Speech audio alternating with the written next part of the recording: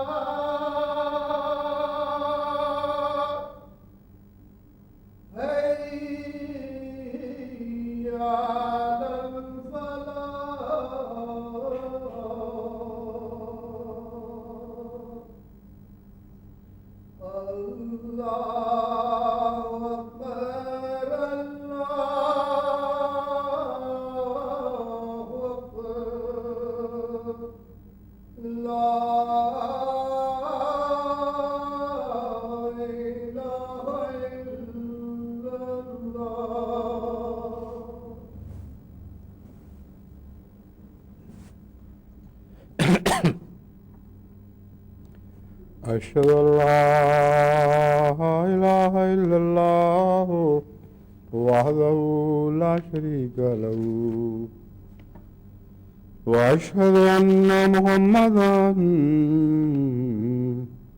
अब्दुहु व रसूलुहु अम्मा बअदु फ़अऊज़ु बिल्लाहि मिनश शैतानिर रजीम बिस्मिल्लाहिर्रहमानिर्रहीम अल्हम्दुलिल्लाहि रब्बिल आलमीन अर्रहमानिर्रहीम मालिक यौमिद्दीन इय्याका नअबुदु वइय्याका नस्तईन इहदिना सिरातल मुस्तकीम सिरातल लज़ीना अनअमता अलैहिम गैरिल मग़दूबि अलैहिम वलद्दाल्लीन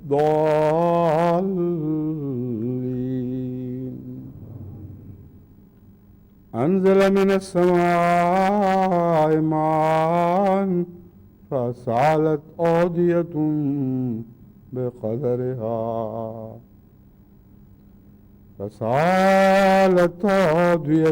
بقدرها فاحتمل السيل زبدا رابيا ومما يوقدون عليه في النار ابتغاء حلية أو متاع زبد مثله كذلك يضرب الله الحق والباطل فأما الزبد فيذهب جفاء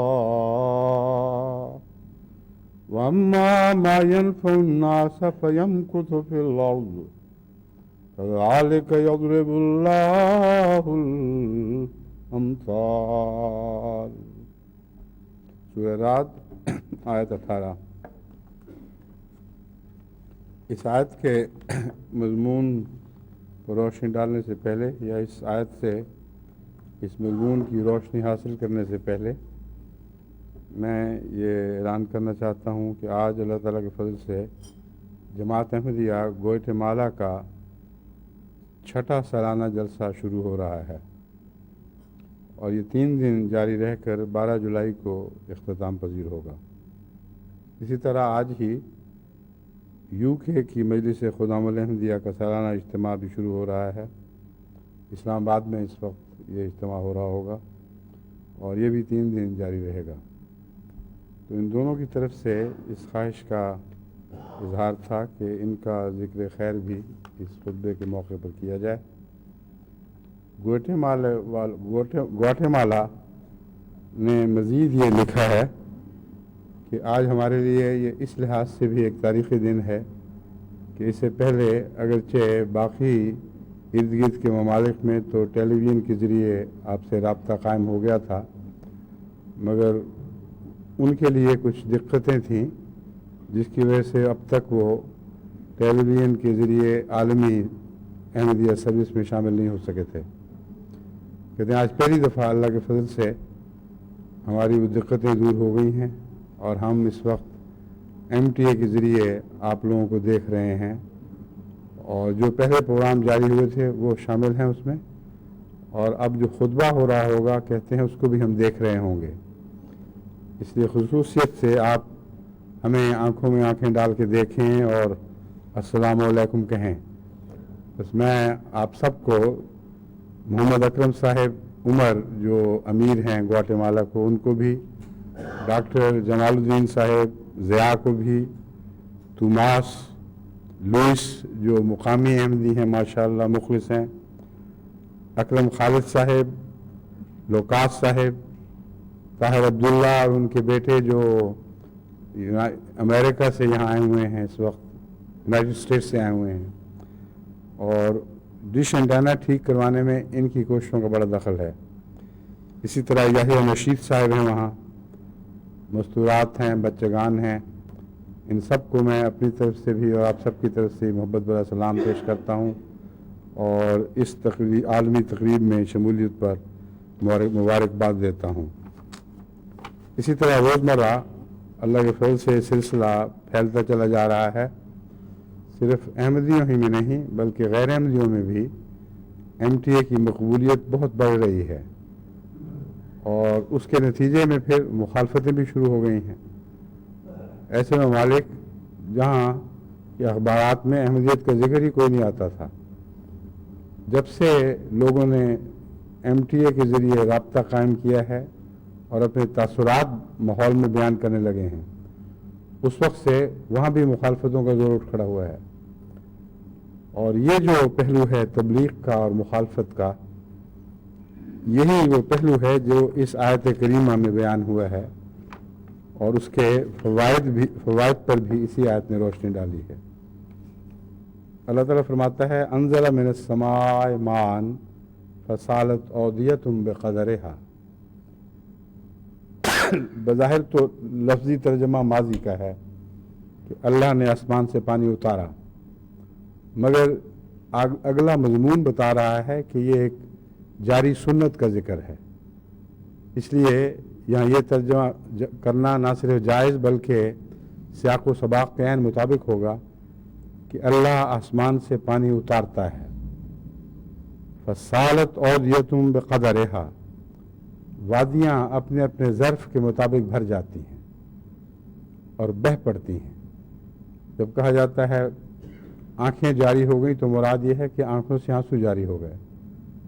جب کہتے ہیں وادیاں بہہ نکلیں تو مراد ہے کہ اتنا پانی آیا کہ وادیوں میں پانی کے دریا بہہ پڑے. تو اللہ تعالیٰ فرماتا ہے کہ ہر وادی اپنی توفیق کے مطابق بھرتی ہے اور بہنے لگتی ہے. فاحتمل السیل زبد الرابیہ، اور یہ جو سیلاب ہے یہ جھاگ بھی بہت اٹھاتا ہے، ایسی جھاگ جس کے اندر اوپر آنے کی خاصیت ہے، جو اس کے نیچے پانی ہے یا اور وزنی معدنیات ہیں یا زرخیز مٹی جو پانی میں گھلی ہوئی ہے، اس سب کو وہ جھاگ ڈھانپ لیتی ہے، دیکھنے میں ایک جھاگ کا طوفان دکھائی دیتا ہے۔ فرمایا وَمِمَّا يُوقِدُونَ عَلَيْهِ فِي النَّارِ ابْتِغَاءَ حِلْيَةٍ أَوْ مَتَاعٍ زَبَدٌ مِثْلُهُ، وہ سب چیزیں جن کو زیور بنانے کی خاطر یا اور قیمتی سامان بنانے کے لیے یہ استعمال کرتے ہیں اور ان پر آگ پھونکتے ہیں اور آگ پھونک کر پگھلاتے ہیں ان کو، ان چیزوں میں بھی ایک جھاگ اٹھ کر اوپر آ جایا کرتی ہے۔ اما الزبد فیذهب جفاء، بس جو جھاگ ہے وہ تو ضائع چلی جاتی ہے، اس کو تو سنار بھی اپنے ایک طرف کر کر کے تو ایک پھینکتا چلا جاتا ہے۔ فَأَمَّا مَا يَنْفَعُ النَّاسَ فَيَمْكُثُ فِي الْأَرْضِ، اسی طرح آسمان سے جو پانی اترتا ہے اس پہ بھی جو جھاگ اٹھتی ہے وہ ضائع چلی جاتی ہے، اس کا کوئی بھی فائدہ نہیں۔ ہاں، جو فائدہ پہنچانے والی چیزیں آسمان سے بارشوں کے ساتھ اترتی ہیں یا زمین میں ان کے ساتھ شامل ہو جاتی ہیں، یمکث فی الارض، وہ باقی رکھی جاتی ہیں، وہ زمین میں ٹھہر جاتی ہیں۔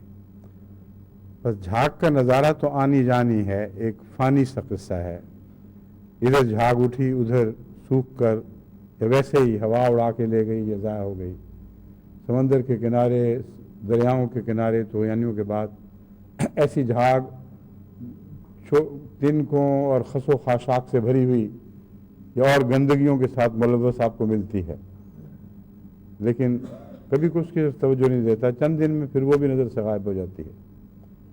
ہاں، جو سیلاب کے میں فائدہ پہنچانے والی چیزیں ہیں وہ زرخیز مٹی پیچھے چھوڑ جاتا ہے، اور بہت سی چیزیں ہیں معدنیات قیمتی جو اس کے ساتھ آتی ہیں، اور آسمان کی بجلی سے جو زرخیزی پیدا ہوتی ہے سیلاب کے پانی میں وہ بھی شامل ہو جاتی ہے، اور وہ ساری چیزیں ایسی ہیں جو باقی رہتی ہیں اور زمین کو فائدہ پہنچاتی ہیں۔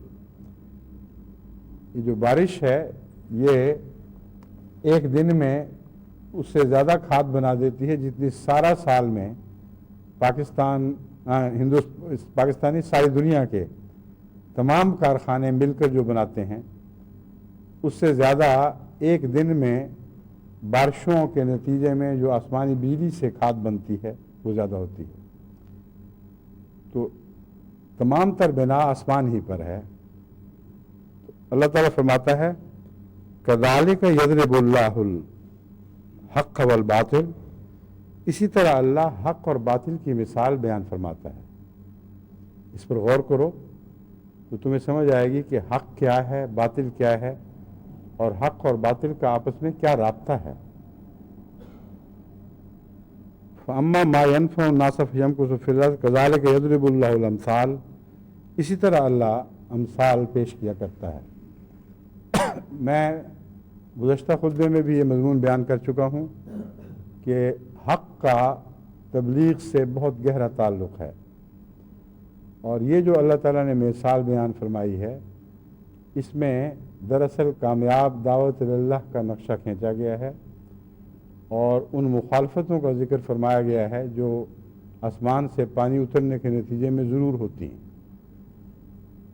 اور نقشہ ایسا خوبصورت کھینچا گیا ہے کہ اس سے یہ پتہ چل جاتا ہے کہ جہاں یہ شور پڑے گا وہیں فائدہ بھی ہوگا، جہاں خاموشی رہے گی وہاں کوئی فائدہ نہیں ہوگا۔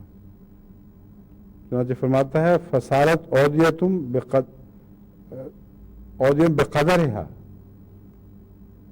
وادیاں اپنی اپنی توفیق کے مطابق سیلاب دکھاتی ہیں۔ بارش تو ہر جگہ برابر اترتی ہے، لیکن جن وادیوں میں یہ توفیق ہے کہ اس کے پانی کو سمیٹیں اور پھر زور سے بہائیں، وہاں یہ نظارہ دیکھتے ہو۔ اور جہاں یہ نظارہ نہیں دیکھتے وہاں کوئی خاص باقی رہنے والا فائدہ بھی دکھائی نہیں دیتا. بس اس میں جو ایکسائٹمنٹ کا نقشہ کھینچا گیا ہے، ایک ہنگامے کا، ایک شور کا، ایک جوش و خروش کا، وہ تبلیغ کے مضمون پر بین ہی چسپاں ہوتا ہے. جن علاقوں میں ٹھنڈا ٹھنڈا معاملہ چلا آ رہا تھا، سال ہر سال سے، بعض علاقوں میں 50 سال سے کوئی شور نہیں تھا اور کوئی تبلیغ نہیں ہو رہی تھی. جب شور پڑا ہے تو پھر جھاگ بھی اٹھی، اور یہ جھاگ پانی پہ تو دکھائی نہیں دیتی مگر مخالف ملا کے منہ پہ دکھائی دیتی ہے. واقعی طیش میں آ کر جو وہ تقریریں پھینکتے ہیں تو منہ سے جھاگ برس رہی ہوتی ہے. اور یہ نقشہ جو ہے روحانی طور پر یہ کس طرح جھاگ دکھائی دیتی ہے وہ آنکھوں کے سامنے نظر آ رہا ہوتا ہے. جہاں یہ جھاگ دکھاتے ہیں اور جوش دکھاتے ہیں، ان کی جھاگیں تو ضائع چلی جاتی ہیں، کوئی بھی فائدہ نہیں پہنچتا.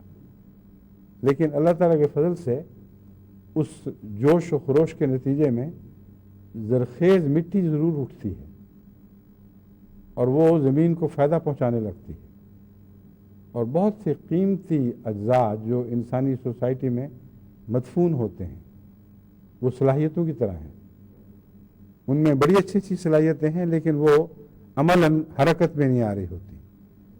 جب یہ مخالفت کا جوش اٹھتا ہے اور آپ دیکھتے ہیں کہ ایک سیلاب کسی کیفیت پیدا ہو گئی ہے تو وہ دبی ہوئی صلاحیتوں کے مالک اٹھ کھڑے ہوتے ہیں اور وہ پھر مستقل زمین کا فائدہ دینے والا حصہ بن جاتے ہیں. یہی حال اس وقت ساری دنیا میں تبلیغ میں دکھائی دے رہا ہے، کوئی بھی استثناء نہیں. جہاں جہاں بھی یہ مہمات چلی ہیں وہیں مخالفت کا شور بھی اٹھا ہے، وہاں تکلیفیں بھی پہنچانے کی کوشش کی گئی ہے اور کئی جگہ پہنچائی گئی ہیں، مگر یہ جھاگ جو ہے یہ نقصان کوئی نہیں پہنچا سکی. آہستہ آہستہ ایک کنارے لگ گئی، یہ لگتی چلی جا رہی ہے. لیکن تبلیغ کے نتیجے میں جو ان علاقوں کی مخفی صلاحیتیں تھیں، مدفون تھیں ایک طرح سے، ان کو سیلاب نے اٹھایا ہے اور اٹھا کے پھر ان کا انتشار کیا ہے.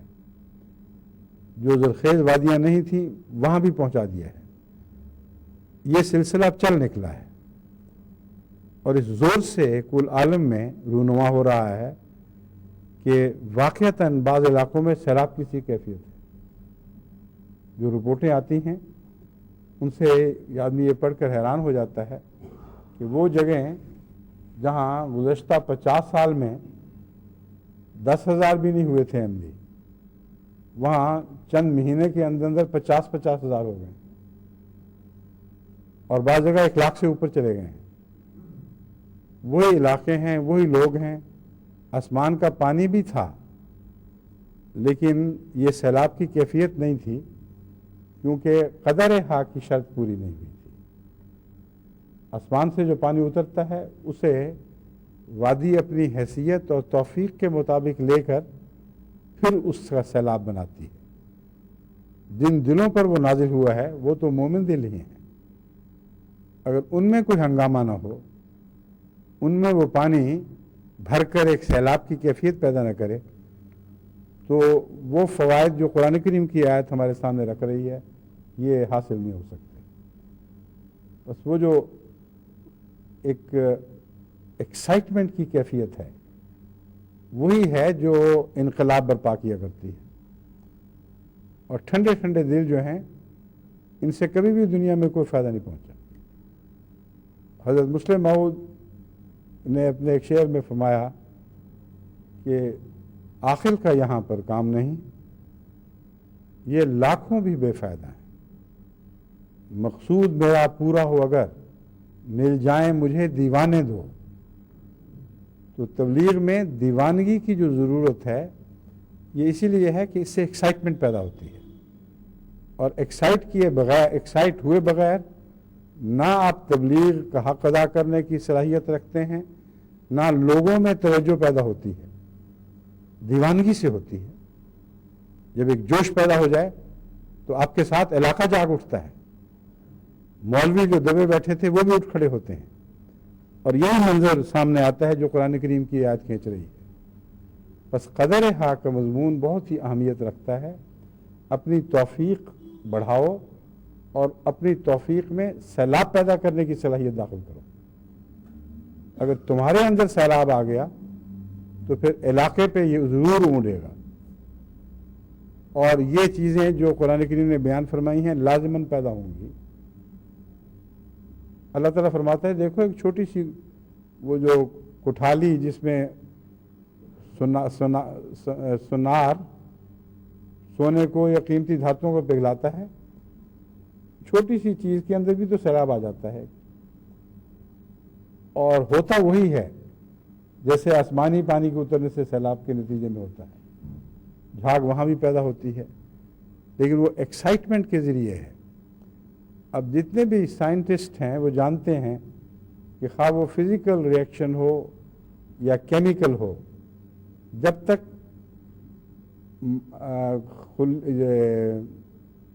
मॉलिक्यूल्स और एटम्स एक्साइटेड स्टेट में ना हो, उस वक्त तक रिएक्शन नहीं हो सकता। जितने ठंडे होंगे उतना ही रिएक्शन कम होता चला जाएगा, यहाँ तक कि एक ऐसा टेम्परेचर आ जाता है जिस पे जाके वो आपस में एक दूसरे से अमल करना छोड़ देते हैं। इसीलिए जब दर्जा हरारत को बढ़ाया जाता है तो वो ज़्यादा तेज़ हो जाते हैं। बस ये जो दर्जा हरारत का गिरना है, एक ऐसी हद तक पहुंच जाना, उसमें फिर एक्टिविटी ना रहे, इसका ये मतलब नहीं है कि वो जो कीमियाई मादे हैं जिनमें माहौल को तब्दील करने की ताकत है, उनमें वो सलाहियत है ही नहीं। वो मोमिन जो हकीकत में मोमिन हैं, जो आसमान से उतरने वाले पानी के निगरान मुकर्रर किए गए, निगहबान बनाए गए, वो उनका दर्जा हरारत अगर गिर जाए तो वही कैफियत होगी जो अनएक्साइटेड स्टेट में केमिकल्स की होती है। दर्जा हरारत गिर गया है, मादे में सलाहियत तो है कि साथ की केमिकल से रिएक्ट करे और कुछ और बना दे, मगर जान ही नहीं तो हरकत कैसे करेगी। बस जितनी भी दुनिया में तबलीग करने वाली जमातें हैं, उनका एक्साइट होना बहुत ज़रूरी है, और सैलाब की कैफियत में यही एक्साइटमेंट दिखाई गई है। और कुरान करीम ने जो दूसरी मिसाल दी है वो पानी के बरक्स है। एक्साइटमेंट दो तरह से होती है, एक आसमान से पानी उतरने के नतीजे में और पानी का अपना एक जोश है, और दूसरे आग का जोश है। दूसरी मिसाल आग के जोश की दी है कि वो उस पर फूंकते हैं, धोंकनियां बनाकर उन पर आग फूंकते हैं कि किसी तरह इस मादे में हरकत हो और वो जो खोट मिला हुआ है सोने में वो झाग के साथ एक तरफ हो जाए और जो असली कीमती चीज़ है वो एक तरफ हो जाए। बस जमात अहमदिया में इस किस्म की हलचल पैदा करने का दौर है, और जिन जिन जमातों में सुस्ती है, गफलत है, वहाँ जो भी ज़रिया अख्तियार करें वहाँ एक्साइटमेंट बहरहाल पैदा करनी होगी। कहते हैं पहले दिल गुदाख्ता पैदा करे कोई, फिर इनकलाब हुआ करता है। कभी ठंडे दिनों से भी इनकलाब हुआ है। बस अब समझ आई हिकमत के खुदा अपने नबियों को मजनून क्यों कहलाने देता है, इसलिए कि उनके अंदर वाक़ियतन एक मकसद के लिए जुनून की कैफियत पैदा हो जाती है। इसलिए कि अगर अंबिया में ये कैफियत ना हो तो माहौल में एक्साइटमेंट नहीं पैदा कर सकते, और हिला जुला कर उनके अंदर एक तूफ़ानी कैफियत बर्पा नहीं कर सकते। बस असल राज, हकीकी राज कमज़ोर और गाफिल जमातों का यही है कि उनको किसी तरह से मुतहर्रिक कर दें, उनमें इस्तिराब पैदा कर दें। ये वो अल्लाह के शेर हैं कि जो उठेंगे, इस्तिराब होगा तो फिर वो कानून ज़रूर जारी होगा कि जाल हक़ को वज़हाक़ल बातिल, हक़ आ गया है और बातिल ने तो भागना ही भागना है। बस बाज़ दफ़ा हक़ मौजूद भी हो तो आया नहीं होता, जब आता है तो उस वक्त जब बेदार हो जाता है, जब उसको अपनी हैसियत का एहसास पैदा हो जाता है कि मैं क्या हूँ, जब वो उठ खड़ा होता है। सोए हुए शेर से तो कोई नहीं डरता, ہاں جو جاگ جائے اور غرانے لگے یا دہاڑنے لگے اس سے جنگل کا جنگل دہل جاتا ہے. بس ہندوستان میں بھی اور دوسرے علاقوں میں بھی جہاں مدتوں سے تبلیغ میں ایک قسم کا جمود طاری تھا، بعض علاقے ہی بالکل خالی تھے. جب کہتے تھے تبلیغ کرو تو کہتے تھے یہاں تو ماحول ہی نہیں ہے، سنتا ہی کوئی نہیں. اب ایک عجیب انقلاب برپا ہو رہا ہے. وہ جماعتیں جو گزشتہ 100 سال سے 1-2-3 ہزار سے زیادہ نہیں ہوئیں، اب وہاں 10-10 ہزار کی تعداد میں نئے احمدی ہو چکے ہیں. اور یہ نقشہ ہر جگہ پیدا ہو رہا ہے. انگلستان میں بھی ہو سکتا ہے اور ہو چکا ہے. انگلینڈ میں ہی، لندن میں ایک ایسی جماعت ہے جس میں ایکسائٹمنٹ ہے، وہ بیدار ہے، وہ متحرک ہے، وہ ایک سیلاب کسی کیفیت پیدا کر رہی ہے. اور دیکھتے دیکھتے وہاں کے پرانے احمدیوں کے مقابل پر نئے احمدی 10 گنا زیادہ بڑھ چکے ہیں، اور وہ جماعت ہی زیادہ اصل نو احمدیوں کی جماعت بن گئی ہے. بس اگر یہ لندن میں ہو سکتا ہے تو ہارٹلے پول میں کیوں نہیں ہو سکتا، اور بیٹلے میں کیوں نہیں ہو سکتا، اور بریڈفورڈ میں کیوں نہیں ہو سکتا، اور برمنگھم میں کیوں نہیں ہو سکتا. ہو سکتا ہے. خدا کی یہ بات بہرحال سچی ہے. کہتا ہے حق کی مثال، اللہ تعالیٰ فرماتا ہے حق اور باطل کی یہ جو مثال ہم بیان کر رہے ہیں اس میں حکمتیں ہیں، اس پر غور کرو. حق تو ہے تمہارے پاس، لیکن سویا ہوا حق نہیں چاہیے، ٹھنڈے مزاج کا حق نہیں چاہیے. اٹھ کھڑا ہو، بیدار ہو جائے، اس میں ہجان پیدا ہو جائے، پھر دیکھو کہ کس طرح غیر پر غالب آتا ہے. اور اس سلسلے میں جب حق اٹھتا ہے تو اس کے ساتھ کچھ اور صفات کی بھی ضرورت پیش آتی ہے. اور قرآن کریم نے ان صفات کا ذکر کرتے ہوئے فرمایا ہے وَتَوَاصَوْا بِالْحَقِّ وَتَوَاصَوْا بِالصَّبْرِ. جب بیداری پیدا ہوتی ہے، جھاگ اٹھتی ہے، تو مثال تو وہ دی گئی ہے جس میں کوئی کسی چیز میں تکلیف محسوس کرنے کا مادہ نہیں ہے. اور جب زندہ چیزوں پر اس کی مثال اطلاق پاتی ہے تو پھر تکلیف بھی پیدا ہوتی ہے. وہ لوگ جو جوش دکھاتے ہیں، ایک مقابل کا طوفان اٹھا لاتے ہیں، اور وہ طوفان قرآن کریم بیان فرماتا ہے کہ جھوٹ کا ہوتا ہے. باطل کے کو طوفان برپا کرتے ہیں اور چاہتے یہ ہیں کہ اس کے لیے حق کو دبا دیں. تو ایک بڑی شدید جد و جہد شروع ہو جاتی ہے. اس وقت پھر اللہ تعالیٰ کیا کرتا ہے؟ فرمایا پہلے تم اپنا حق ادا کرو، پھر معاملہ اللہ پر چھوڑ دو. حق کو کبھی نہیں چھوڑ سکتا، یہ قطعی بات ہے. اللہ کا ایک نام حق ہے. تم حق کے پجاری ہو جاؤ، حق کے انصار بن جاؤ، حق کی خاطر اپنے آپ کو جھونک دو، اور یاد رکھو کہ تمہارے لیے جو خطرات ہوں گے اللہ ان میں تمہارا نگران ہوگا، تمہارا محافظ ہوگا، تمہیں کامیابی سے نکال لانے والا ہوگا. پھر ان میں ڈرنے کی ضرورت نہیں. مگر اس سے پہلے ایک صبر کا دور ہے.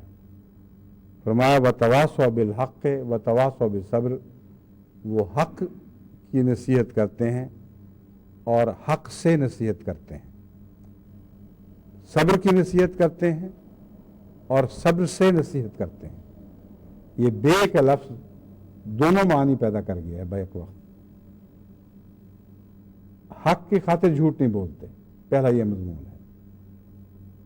جب حق کی نصیحت کرتے ہیں تو اپنی نگرانی کرتے ہیں کہ وہ حق کو غالب کرنے کی خاطر ہرگز کسی قسم کا جھوٹ نہ بولیں.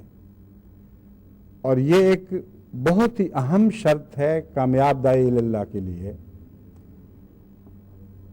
میرا وسیع تجربہ ہے کہ وہ لوگ جو سچے ہوں وہ تھوڑی بات بھی کہیں تو ان میں زیادہ طاقت ہوتی ہے، ان میں انقلاب برپا کرنے کی صلاحیت ہوتی ہے.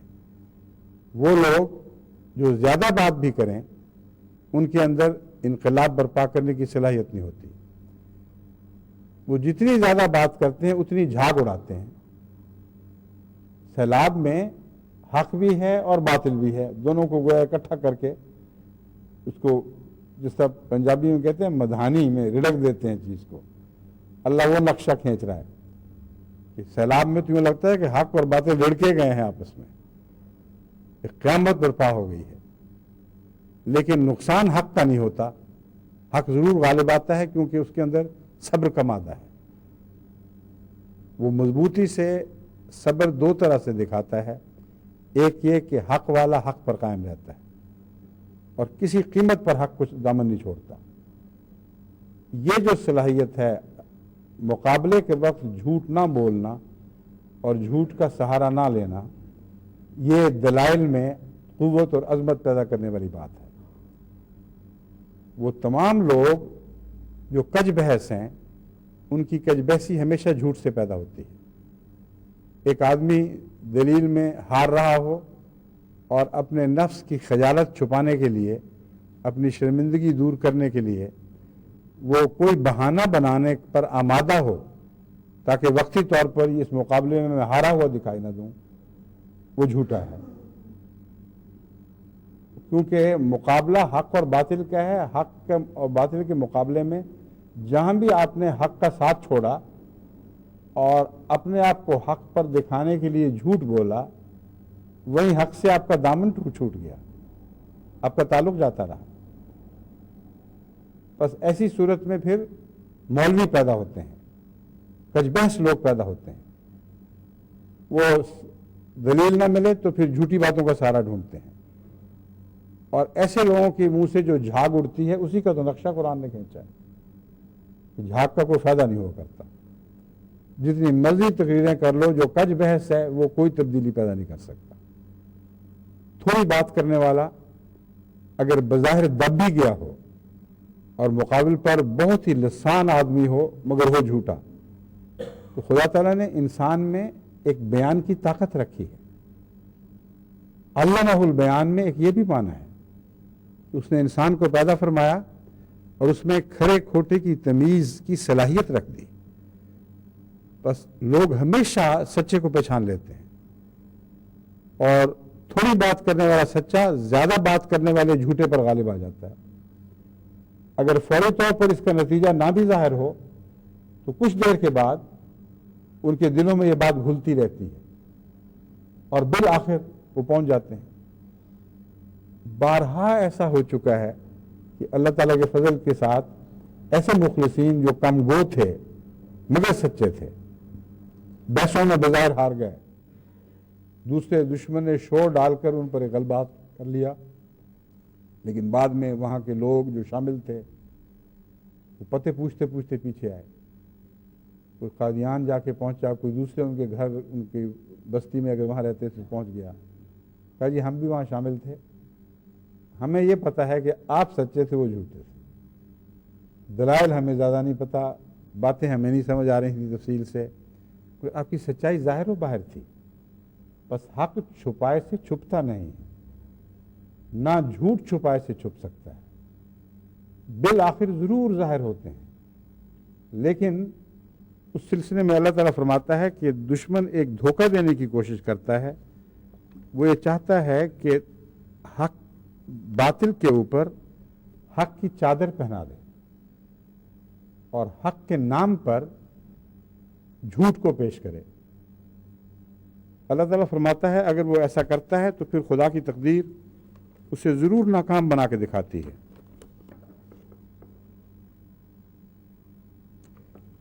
ایک تو اہل کتاب کی یہ صفت بیان کرتے ہوئے فرماتا ہے یا اہل الکتاب لما تلبسون الحق بالباطل وتکتمون الحق وانتم تعلمون، اے اہل کتاب تمہیں کیا ہو گیا ہے کہ جھوٹ کے ذریعے حق کو چھپانے کی کوشش کرے، اس پر چادر ڈال رہا ہے، اور تم جانتے ہو کہ حق ہے۔ اگر تمہیں یہ علم یہ ثابت کر گیا کہ تم جھوٹے اور خدا کے حضور لازماً جواب دہ ہو گئے، اس میں غلط فہمی کا کوئی سوال نہیں رہا۔ جس کو یہ پتہ نہ ہو کہ یہ حق ہے وہ اس پر خواہ جھوٹ کی چادر ڈالے گا کیوں؟ جھوٹ کی چادر استعمال کر کے چھپانے کی کوشش بتا رہی ہے کہ دل سے ان کا نفس گواہ بن گیا ہے کہ یہ ہے سچا، اگر اس کو جھوٹ سے چھپایا نہ گیا تو غالب آ جائے گا۔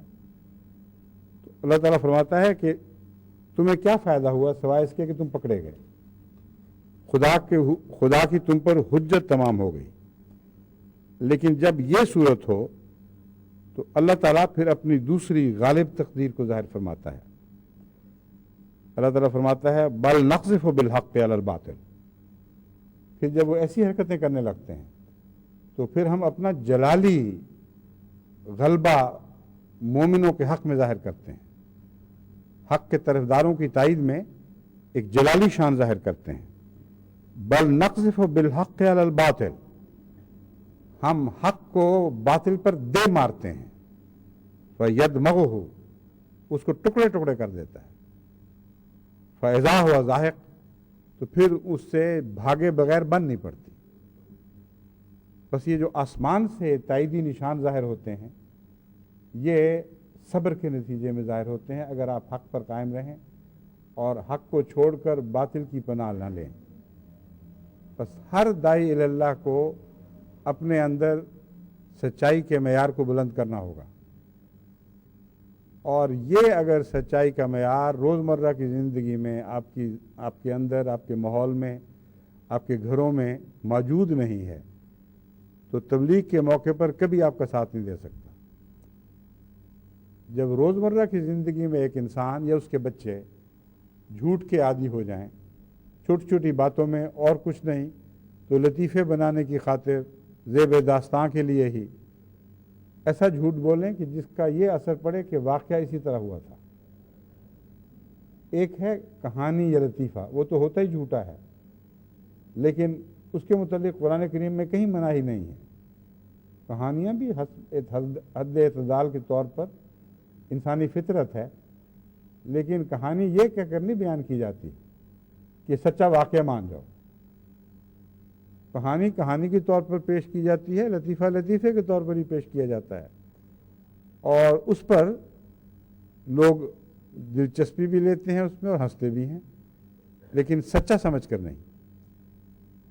میں جو بات کر رہا ہوں وہ یہ ہے کہ وہ لوگ جن کو عادت ہوتی ہے ایک جھوٹی بات بنا کر سچی دکھا کر اس پر بعض لوگوں کے متعلق ہنسی پیدا کرنا، یہ ایک بڑی بد عادت ہے جو ہماری سوسائٹی میں ملتی ہے.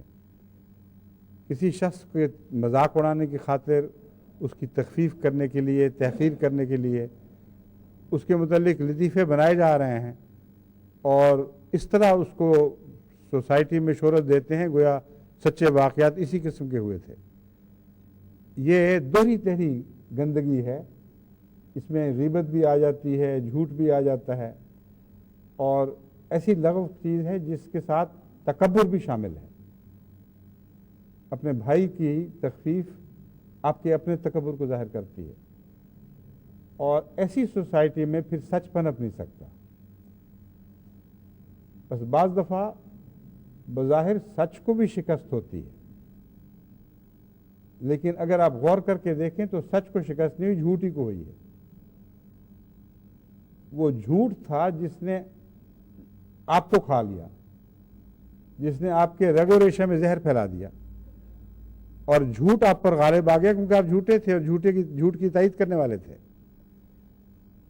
بس اگر آپ باریک نظر سے اتر کے ایسی صورتحال کا تجزیہ کریں تو آپ کو معلوم ہوگا کہ حق جھوٹ پر غالب آیا کرتا ہے، جھوٹ حق پر نہیں آیا کرتا. جھوٹ غالب آتا ہے تو جھوٹے پر آتا ہے، اور جھوٹے پر جھوٹ ہی کو غالب آنا چاہیے. بس اس پہلو سے اگر آپ اپنی سوسائٹی کی تطہیر نہیں کرتے تو جماعت کی حیثیت سے کامیاب داعی اللہ نہیں بن سکتے. جن لوگوں کی مثال میں نے آپ کے سامنے رکھی ہے، یعنی ذہنی طور پر میرے سامنے کئی ایسے موجود ہیں جو بہت ہی اعلیٰ سچائی کے معیار پر پورا اترتے تھے اور زیادہ باتیں کرنی نہیں آتی تھیں. بس ایسے بھی تھے جن کو خدا تعالیٰ نے زبان کی طاقت بھی عطا کی تھی، فصل الخطاب بھی عطا کیا تھا، اور سچے بھی تھے. ان کی تبلیغ میں بہت زیادہ برکتیں تھیں، لیکن کم وہ بھی جو سچا تھا وہ ایسے انسان کے مقابل پر جو چرب زبان تھا ہمیشہ تبلیغ میں زیادہ غالب آیا ہے، زیادہ کامیاب رہا ہے. میں نے کثرت سے وقف جدید کے معلمین میں اس کی مثال دیکھی ہے، اور ایک جگہ بھی اس میں استثناء نہیں پایا. کئی چرب زبان معلم ہوا کرتے ہیں، وہ اپنا جس طرح بھی ہو، جس کو کہتے ہیں نا الو سیدھا کرنا، موقع پہ کسی وقت چلاکیاں کر کے ہوشیاریوں سے اپنے آپ کو غالب کر ہی لیتے ہیں یا غالب کر دکھاتے ہیں. اور کئی دفعہ آ کے مجھے بھی قصے سنایا کرتے تھے کہ اس نے یوں کیا، ہم نے اس طرح اس پہ داؤ مارا، اس نے یہ داؤ مارا اور ہماری فتح ہوئی. مگر پوچھو کہ اس فتح کے نتیجے میں کتنے لوگ احمدی ہوئے؟ تو احمدی کوئی نہیں ہوا. فتح ہو گئی ہے مگر احمدی نہیں ہوا. اور اس کے مقابل پر سچے لوگ بیچارے تھوڑی بات کرنے والے کبھی شرمندگی بھی بظاہر اٹھا لیتے تھے لیکن احمدی بڑے ہوتے تھے. اب یہ جو دور ہے ہمارا، یہ کثرت سے تبلیغ کا دور ہے اور ملک میں انقلاب برپا ہو رہا ہے. ایسے ملک جہاں آپ کے تصور میں بھی نہیں تھا کہ لوگ ایک دم جاگ اٹھیں گے اور عظیم تبلیغی انقلاب برپا ہو جائے گا، وہاں بھی یہ واقعات رونما ہو رہے ہیں. جلسہ سالانہ پر انشاءاللہ اب چند دن ہی رہ گئے ہیں. میں جو دوسرے دن کی تقریر ہے اس میں چند مثالیں آپ کے سامنے رکھوں گا. اور اس وقت میں آپ کو یہ بتانا چاہتا ہوں کہ پہلے سے زیادہ ضرورت ہے حق سے چمٹنے کی، اور حق سے چمٹا جا نہیں سکتا جب تک کہ آپ کی سوسائٹی کا مزاج سچا نہ ہو جائے. کسی پہلو سے جھوٹ سے کام نہیں لینا. ہر موقع پر عہد کریں کہ سچ سے چمٹے رہیں گے، اور اس راہ میں قربانیاں بھی دینی پڑتی ہیں. اور اصل حق پہچانا ہی اس وقت جاتا ہے جب قربانی درپیش ہو. اور اس وقت بھی خدا کا ایک خاص نشان بسا اوقات ظاہر ہوتا ہے کہ ایک شخص حق پر قائم رہنے کی خاطر قربانی دیتا ہے اور پھر اللہ تعالیٰ اس کو ایک بڑی آفت سے غیر معمولی طور پر بچا لیتا ہے. انہی ایسے ہی لوگوں کی ایک مثال حضرت مسلم موعود نے ایک دفعہ اپنے خطبات میں یعنی اپنے کسی خطبے میں دی تھی، یعنی سید حامد شاہ صاحب کے ایک بیٹے کی.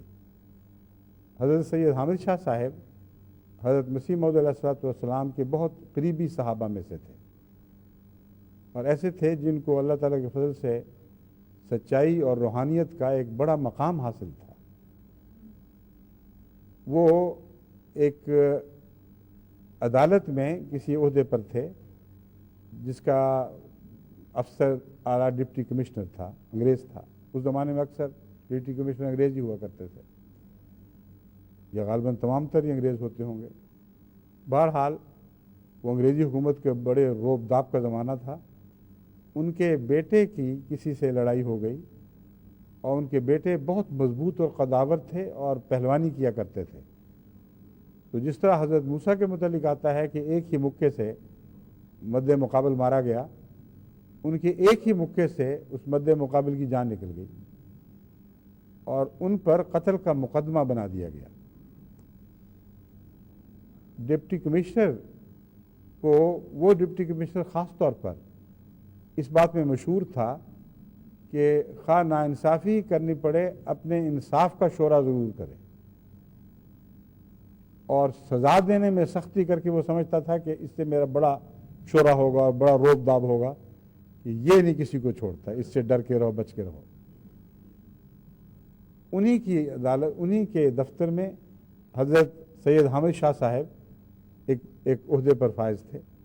تو اس نے کہا اب یہ ٹیسٹ کیس بن گیا، اور اگر میں نے اس کو پھانسی پہ چڑھا دیا تو بہت شہرت ہوگی کہ دیکھو کس شان کا ڈپٹی کمشنر ہے کہ انصاف کی خاطر اس نے اپنی عدالت کے ایک بڑے افسر کی کہ بیٹے کی بھی کوئی پرواہ نہیں کی، اس کو بھی پھانسی پہ لگا دیا. لیکن اس کا کوئی ثبوت نہیں تھا کسی کے پاس. میر حامد شاہ صاحب کا ایک بڑا روب داب، ایک بڑا رسوخ تھا، اور ضرورت اس بات کی تھی کہ اعتراف کیا جائے کہ ہاں ہم نے قتل کیا ہے. اگر میر حامد شاہ صاحب کا بیٹا کہتا کہ میں نے نہیں کیا تو کسی کو جرأت نہیں تھی ان کے خلاف گواہی دے. ڈپٹی کمشنر بھی اس بات کو سمجھتا تھا. اس نے میر حامد شاہ صاحب کو بلایا اور کہا کہ میں نے سنا ہے اور یہ کیس درج ہو چکا ہے، تو جہاں تک میں سمجھتا ہوں آپ سچ بولتے ہیں، آپ بتائیں یہ واقعہ یوں ہوا ہے؟ انہوں نے کہا جہاں تک میرا علم ہے ہوا ہے. اس نے مکہ مارا تھا اور مر گیا تھا. تو اس نے کہا پھر آپ یہ بتائیں کہ آپ یہ پسند کریں گے کہ آپ کا بیٹا جھوٹ بول کر اپنی جان بچائے؟ انہوں نے کہا بالکل نہیں. انہوں نے بیٹے کو بلایا, انہوں نے کہا دیکھو تم سے واقعہ ہوا؟ انہوں نے کہا ہاں جی ہوا ہے. تو پھر مان جاؤ. انہوں نے کہا مان گیا, اور کیا چاہیے.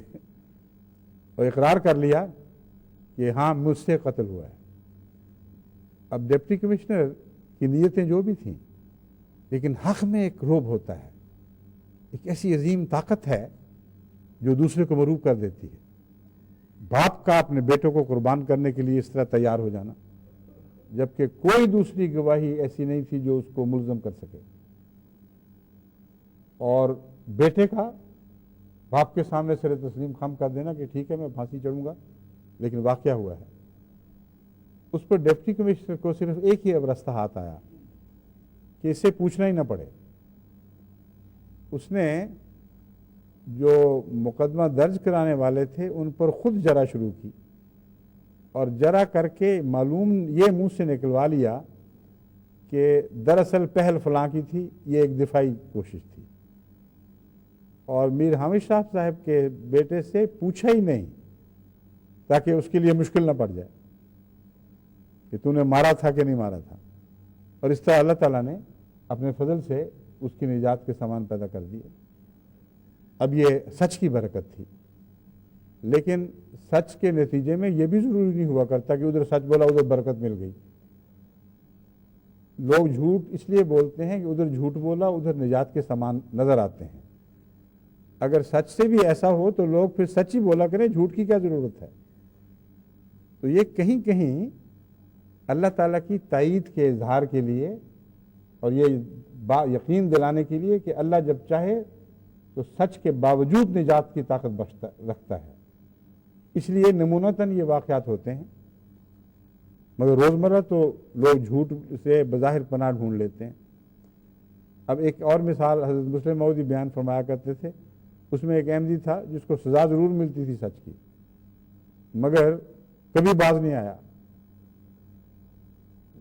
جھنگ کے وہ تھے جن کا بیٹا بشیر آج کل ہمارے سوئٹزرلینڈ میں غالباً قائد ہیں یا کیا ہیں, بڑے مخلص خاندان ہیں. ان کی اولاد ماشاءاللہ ساری بڑے اخلاص کے ساتھ سلسلے کے ساتھ وابستہ ہے. میاں کیا کہتے تھے ان کو, میرے ذہن سے اس وقت نام نکل گیا ہے, مگر بہرحال ان کی کیفیت یہ تھی, یہاں شاید میں نے کہیں نوٹ کیا ہوا ہے, میں نام بتاتا ہوں آپ کو. ابھی مغلا, میاں مغلا تھے.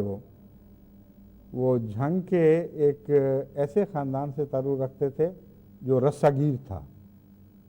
اور رسا گیر ان کو کہتے ہیں جو خود بھی چور ہوں, چور رکھے بھی ہوں, اور دوسرے لوگوں کے مویشی وغیرہ نکال کے لے آئیں.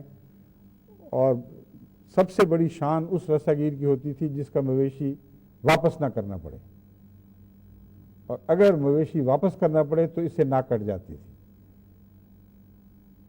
اور اگر پتہ چل جائے کہ یہ مویشی اس جگہ ہے اور اقرار ہو جائے تو پھر واپس بھی کرنا پڑتا تھا. تو میاں مغلا احمدی ہو گئے. احمدی ہو کر انہوں نے فیصلہ کیا کہ میں نے تو جھوٹ نہیں بولنا, اور چونکہ مخالفت بھی ہوئی, علاقے میں مشہور ہو گیا کہ میاں مغلا احمدی بھی ہو گیا اور کہتا ہے میں نے آئندہ سچ ہی بولنا ہے. تو جب بھی کسی کا کوئی جانور چوری ہو, بھینس, گائے, گھوڑی, اور پتہ یہ لگے کہ اس گاؤں تک پہنچی ہے, تو سارا گاؤں چوروں کی حمایت میں اٹھ کھڑا ہوتا تھا کہ سوال ہی کوئی نہیں, ہمارے گاؤں میں تو آئے کچھ نہیں.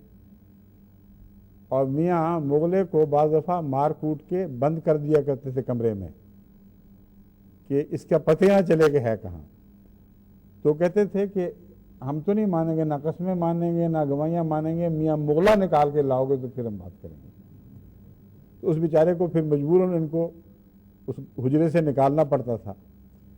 اور میاں مغلا بیان کرتے تھے کہ پھر اس وقت مجھے چٹکیاں کاٹی جاتی تھیں ساتھ ساتھ, یاد دلانے کے لیے کہ ہم بڑے ڈاڈے لوگ ہیں, چھوڑیں گے نہیں تمہیں. وہ پھر بیچارے ٹالنے کی کوشش کرتے تھے. وہ کہتے تھے دیکھو جی میں تو احمدی ہو گیا ہوں اور تم لوگ کہتے ہو کافر ہے, تو ان مومنوں کے مقابل پر کافر کی گواہی کا کیا مطلب؟ چھوڑو پرے, دفع کرو, یہ مومن گواہی دے رہے ہیں بس مان جاؤ. تو وہ کہتے تھے کہ دیکھو گواہی تمہارے جیسے کافر کی گواہی سچی, مومنوں کی جھوٹی, اس لیے ہم نے تم سے پوچھنا ہے. آخر میں منہ سے بات نکلوا لیتے تھے. وہ کہتے تھے مجھ سے پوچھ لیں تو بھینس وہاں فلاں جگہ ہے, چوری کی ہے ہمارے اپنے بھائی نے فلاں نے کی ہے, پھر ان کو مار پڑتی تھی.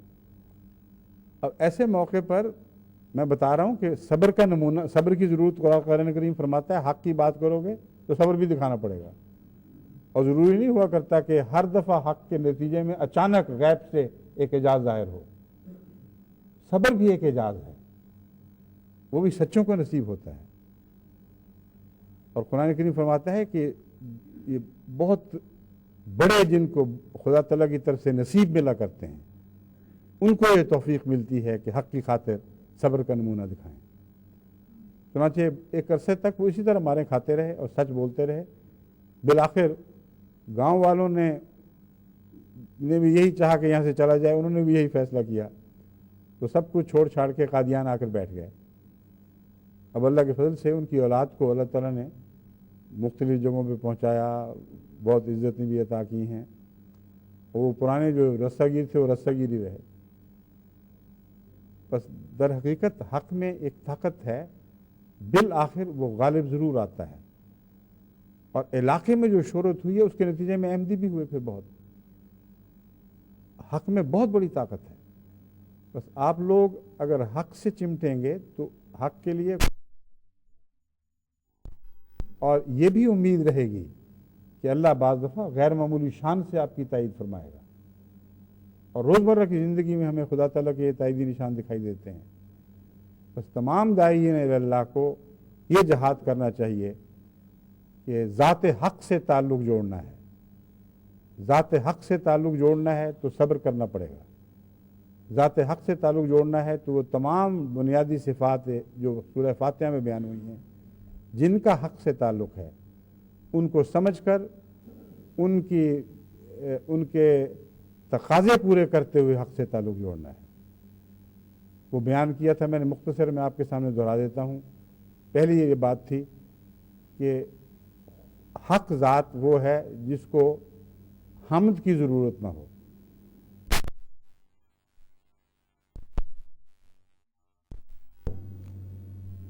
بس جھوٹا وہ ہے جس کو حمد کی احتیاج رہتی ہے. تو آپ اللہ تو نہیں بن سکتے, قابل تعریف ان معنوں میں تو نہیں ہو سکتے کہ سب حمد آپ کی ہو جائے, لیکن ہم سے بے نیازی بھی ایک چیز ہے. اور حق کی خاطر اگر ہم سے بے نیاز ہو جائیں تو خدا تعالیٰ کی صفت حمید میں سے ایک حصہ پا لیں گے, اور اسی حد تک آپ کے اندر حق کا نمائندہ بننے کی صلاحیت پیدا ہو جائے گی. کیونکہ بہت سے جھوٹ بولنے والے جھوٹی تعریف کی خاطر جھوٹ بولتے ہیں, جھوٹی باتوں کو اپنا کر, جھوٹی باتوں کو شیخیاں مار کے, جھوٹے اموال بتا کر اور کئی قسم کی ملمہ سازیاں کر کے وہ فائدے اٹھانا چاہتے ہیں. بس حمید کو, جو سچا حمید ہو, جھوٹ کی ضرورت نہیں ہے. اگر اس کمزوری پر آپ نے اپنی نگاہ نہ رکھی تو آپ کے اندر جھوٹ کی جڑیں قائم رہیں گی. یہ ہو نہیں سکتا کہ جب بھی آپ پر اپنی تعریف کروانے کا ابتلا آئے اور آپ پہلے سے اس کے لیے تیار نہ ہوں اور اس ابتلا میں کامیاب نکل جائیں. پہلے تیاری کرنی ہوگی. عام روزمرہ کی باتوں میں جہاں تعریف کی خاطر جھوٹ بولا جاتا ہے, آپ اچانک بیدار ہو کے دیکھیں کہ آپ کہیں ٹھوکر تو نہیں کھا رہا ہے. یہ ورزش ہے جو کرنی پڑتی ہے روحانی. ایسے موقعوں پر ذہن کو بیدار رکھنا پڑتا ہے. اگر اس طرح آپ کریں گے تو جہاں آپ ہم سے مستثنا ہو جائیں گے, بالا ہو جائیں گے, وہاں آپ کے اندر ایک استغنا پیدا ہو جائے گا. وہاں آپ حقیقت میں حق بولنے کی طرف ایک اور قدم اٹھا چکے ہوں گے. حضرت مسیح موعود علیہ السلام نے بھی, حضرت خلیفۃ المسیح اول نے بھی ایک واقعہ بیان کیا ہے جو دراصل غالباً حضرت خلیفۃ المسیح اول ہی کا دیکھا ہوا واقعہ ہے, جو حضرت مسیح موعود علیہ السلام کی خدمت میں پیش کیا گیا ہے اور آپ نے بھی اسے استعمال فرمایا ہے. وہ یہ مضمون ہے کہ ایک انسان احتیاج کے باوجود غنی ہو سکتا ہے اگر اس کے دل میں اس کی حرص باقی نہ رہے. بس اگر حمد کی تمنا ہر وقت رہتی ہے اور یہی دل چاہتا ہے کہ لوگ تعریف کرتے رہیں، تو ایسا خوشامد پسند سچا نہیں ہو سکتا۔ جیسا کہ میں نے ثابت کیا ہے، سائنس کے قانون کے طور پر حساب کی روح سے آپ ثابت کر سکتے ہیں کہ ایسا حریث جو ہر وقت حمد کا خواہاں ہے اور حمد اس میں ہے نہیں، کیونکہ ہم تو صرف خدا میں ہے، یہ دو باتیں اکٹھی پڑھنی پڑتی ہیں۔ حمد کا خواہاں ایک ایسا غریب ہے بیچارہ جو حمد کی صلاحیتوں سے عاری ہے، وہ لازماً جھوٹ بول کر اپنی دلی تمنا تعریف کی پوری کرے گا۔ بس یہ وہ تفصیل ہے جس میں جا کر آپ کو اپنی نگرانی کرنی ہوگی، تب آپ حقیقی حق کا مضمون سمجھیں گے اور حق کے مضمون کو اپنی ذات میں جاری کر سکیں گے۔ دوسری بات میں نے بیان کی تھی ربوبیت کی۔ رزق کا احتیاج ہے جو جھوٹ بولنے پر مجبور کرتا ہے، اور دنیا کے سب سے بڑے بڑے جھوٹ جو ہیں ان کا تعلق اقتصادیات سے ہے، اور اس معاملے میں تو بڑی بڑی مہذب قومیں بھی، بہت ترقی یافتہ ممالک بھی جھوٹ پر منہ مارنے سے ہرگز گریز نہیں کرتے اگر اس سے ان کی قومی یا ذاتی اقتصادیات کو فائدہ پہنچے۔ اور آپ رب بن نہیں سکتے کیونکہ رب ہی ہے جو سب کا والی وارث ہے، سب کو دیتا ہے، لیکن رزق کے احتیاج سے ان معنوں میں مستغنی ہو سکتے ہیں۔ آپ اللہ کو رب سمجھیں اور کسی اور کو رب نہ سمجھیں، اور حمد کے تعلق میں بھی یہی مضمون ہے جو آپ کو فائدہ دے گا، ورنہ یہ کوئی ایسی بات نہیں ہے جو از خود اچانک آپ فیصلہ کر لیں ہم سچے ہو جائیں گے اور سچے ہو جائیں۔ ان باریکیوں سے اس مضمون کو سمجھ کر اپنی ذات میں اس مضمون کو جاری کرنا ہوگا۔ اب حمید ذات سے تعلق جوڑیں اور اسی کو صاحب حمد سمجھیں، پھر اگر حمد کی تمنا ہے تو وہیں سے پوری ہوگی۔ دیکھیں اللہ تعالیٰ اللہ تعالیٰ حمید ہے، اور سب سے زیادہ حمد باری تعالیٰ کرنے والا احمد تھا، یعنی حضرت محمد رسول اللہ صلی اللہ علیہ وسلم، اور سب سے زیادہ تعریف جس وجود کی گئی ہے وہ محمد ہے، اور یہاں اللہ احمد بن گیا اور محمد رسول اللہ کو محمد بنا دیا۔ تو یہ حمد کا مضمون ہے۔ اگر ایک انسان کامل طور پر توکل کرے اور یقین رکھے کہ حمید صرف وہ ہے اور کوئی نہیں ہے، اور تمام تر حمد اس کی طرف منسوب کر دے، تو حمد کی خواہش پھر اوپر سے پوری ہوگی، پھر اللہ صاحب حمد بنائے گا، اور ایسے شخص کو کسی جھوٹ کے سہارے کی ضرورت ہی کوئی نہیں رہتی۔ اگر ربوبیت کی تمام تر صفات اللہ کی طرف منسوب کی جائیں اور یقین کیا جائے کہ اللہ ہی ہے جو رزق عطا فرمانے والا ہے، اور اگر وہ نہیں عطا فرماتا تو میں کسی اور سے نہیں مانگوں گا، اور کسی اور رزق سے کے سامنے سر جھکا کر شرک نہیں کروں گا۔ ایاک نعبد و ایاک نستعین کا جو وعدہ بعد میں آنے والا ہے، یہ وہی مضمون ہے۔ اللہ کو رب مان جائیں اور پھر کسی اور کی طرف توجہ نہ کریں، تو پھر آپ ربوبیت کے معاملے میں خدا کی صفت ربوبیت کے حصہ دار بن جاتے ہیں، پھر آپ کو وہ لوگوں کی پرورش کرنے والا بناتا ہے۔ حضرت مسیح موعود علیہ السلام فرماتے ہیں کہ ایک دور مجھ پر یہ تھا کہ میں دسترخوانوں کے بچے کھچے ٹکڑے کھایا کرتا تھا، یہی میری غذا تھی۔ آج دیکھو لاکھوں ہیں جو میرے دسترخوان سے کھانے کھا رہے ہیں۔ تو جو رب کی خاطر غریب ہو جاتے ہیں ان کو اللہ پھر ربوبیت کی صلاحیتیں عطا کرتا ہے، ان کو ربوبیت کا مظہر بناتا ہے، ان کے لنگر جاری کرتا ہے۔ اور اس وقت تک حضرت مسیح موعود علیہ السلام کے 100 سے زائد ممالک میں لنگر جاری ہو چکے ہیں۔ ابھی جلسہ جاری ہوگا، یہ وہی لنگر ہے جو آپ اب دیکھیں گے۔ تو دیکھیں خدا تعالیٰ کس طرح تھوڑی سی قربانی کو اتنا بڑھا کر دیتا ہے۔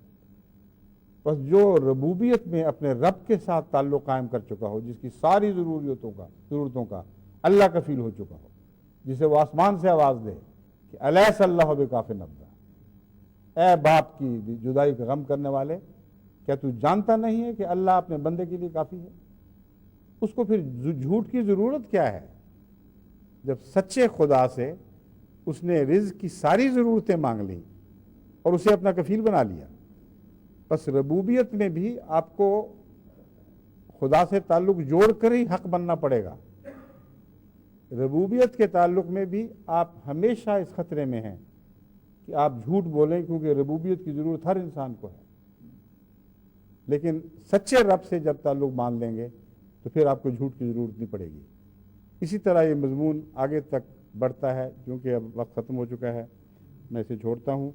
مگر آخر پر یہی میرا زور ہے کہ آپ اپنے اندر اگر انقلاب کی صلاحیتیں پیدا کرنا چاہتے ہیں،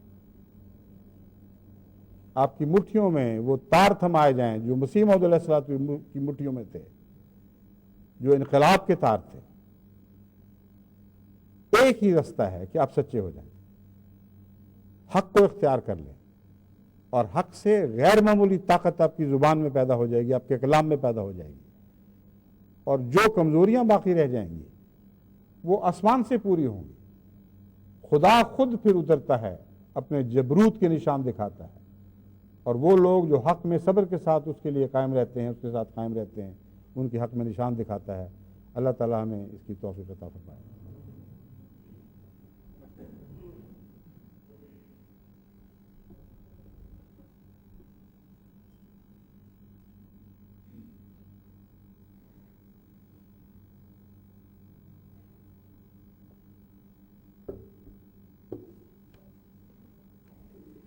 امام صاحب یہ پکڑ لیں، آپ پہلے وہ منیر جاوید صاحب سنبھالا کرتے تھے نا، بیمار ہیں آج.